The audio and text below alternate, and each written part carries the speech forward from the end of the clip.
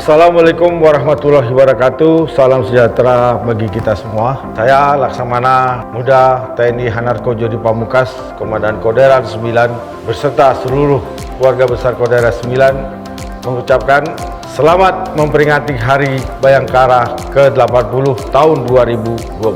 Saya meyakini dengan semangat Polri untuk masyarakat, Kepolisian Republik Indonesia khususnya jajaran Polda Maluku akan semakin presisi, adaptif, dan berintegritas tinggi dalam menghadapi tantangan zaman, mengayomi dan melayani masyarakat sepenuh hati. Dirgahayu Bayangkara, Polisi kuat, Indonesia maju. Salam presisi. Wassalamualaikum warahmatullahi wabarakatuh. Salam.